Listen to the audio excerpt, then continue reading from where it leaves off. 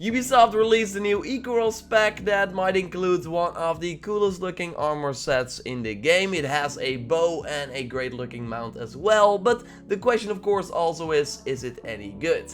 I will let you know. We will talk about the weekly reset, a new story creator mode update and way more. Would be awesome if you could leave a like on the video as it shows your support. And let's go. Yes, of course, I'm still doing a giveaway for this pack. This is actually the final time that you can enter. In my next Assassin's Creed Odyssey video, I will announce the winner. So to participate, follow the link in the pinned comment. You have to be a subscriber of the channel before you enter. And if you win, then I will reach out via the email. So keep an eye out on your email. With a code so you can get this pack inside your game. And you want it, especially for the bird-like look. I really like this helmet with the feathers and the beak above your nose. But the rest of the set is great too, especially because of the fire that you see everywhere. It of course makes sense with the story of Ikaros, where he flew too close to the sun and then all his feathers melted. This is now happening all the time, like with this armor. And also for the mount with the major skull over the head and these sort of fake wings that are burning too. So it's very important to note that while it seems like this mount can fly like Riddle or the Pegasus mount, this is not the case. So when you jump off a cliff with this new mount, you will die like any other horse. It's kinda sad. It would have been awesome if this one also had the wings, but I guess it makes sense with the story from Ikaros who crashed into the sea. The armor in combination with this bow is awesome too, because just like the gear, it looks like the bow has some sort of wings that seem to be burning. I really like the look of this set, and that it includes a bow mostly means that it's a hunter set, and that's the case here too.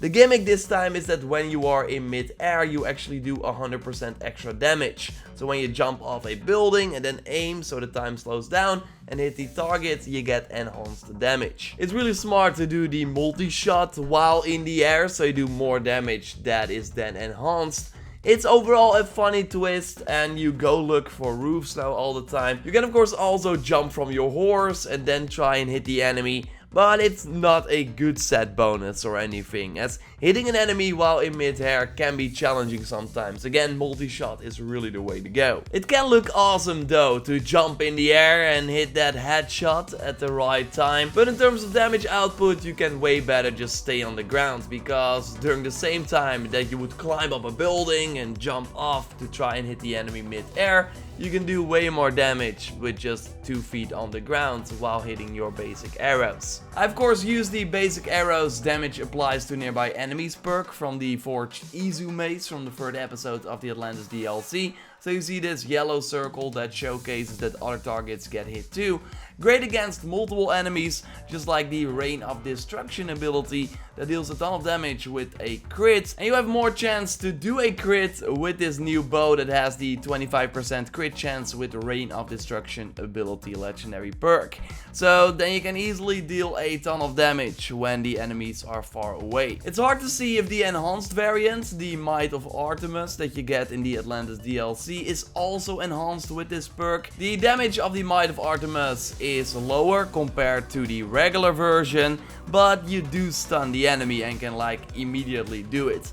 Overall though, for a hunter playstyle, I would go for the regular Rain of Destruction, and in combination with this bow, it's pretty good. I also have the convert 50% hunter damage bonuses to all damage, so then you can also do some nice damage with the regular weapons, your overpower ability from the spear for example, or the Ares' Madness ability that is of course enhanced with assassin damage. So using this perk that you get from the forged Izu spear that you get in the 3rd episode of the Atlantis DLC will still help you melt the enemies even though you're only using hunter gear. Overall, you want to put some extra crit chance on this set when possible, and then you got a pretty strong one, although a full epic hunter set is of course way better, especially since the set bonus from this Ikaros set is not that great. If you are a hunter player, then you totally want to check Sargon's store this week, because he is selling a pretty cool bow with Orichalcum, the fine bow that has the 25% hunter damage but minus 15% armor legendary perk. And that is a great perk because you want to try and dodge away as much as possible anyways.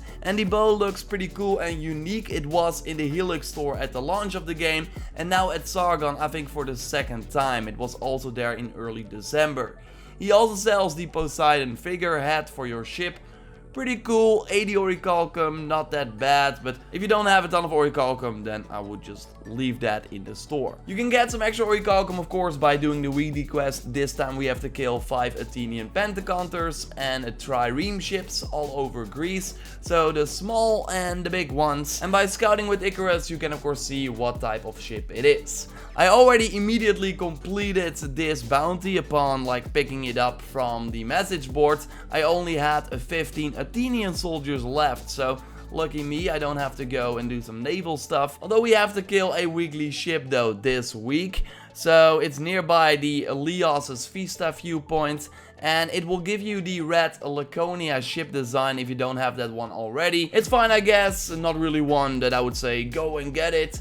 But I still killed the ship for the orichalcum, and when fighting it I had no issues with the pirate ships, they were just chilling in the water while I was taking out this live event ship. So pretty nice. There was also a new story creator mode update, but I first want to touch on a new quest that Ubisoft promoted via Twitter that will teach you the basics of the story creator mode inside Odyssey. And it's a pretty good one, made by Jason the Pink Husky, telling you about the different ways to start a quest. You can start a quest by picking up a quest item from an NPC or by saving someone who is trapped in a cage. This is all explained by talking to Herodotus, but in the second part of this quest you actually are going to do some objectives that you can also give the player when making a quest. You can, for example, make an objective where the player has to acquire an item from an NPC. So in this sort of explanation quest, we have to go and locate a bandit who is nearby in a weapon storage in Athens. He is not on the map, so you have to search for him yourself and then loot the body after you kill the bandit. And what's really cool is that they actually changed something recently, because you can now immediately read the quest item that you pick up via a pop-up message, instead of having to go to the quest item menu and then read it. In this case, it's a joke. What did the left eye say to the right eye? Between you and me, something smells. I think we could say that the Pink Husky should stay with story creator mode tips. No, but this quest is a great tutorial for if you want to make a quest yourself, to kind of learn the basics, like what does an escort mission look like, or a free mission where you have to free Socrates in this example. I will leave a link in the description to this mission if you want to play it yourself, and if you want to learn more about these story creator modes. I think that I already know quite a lot about this feature, but I actually learned some new things as well and got a new idea for a mission that I want to make next.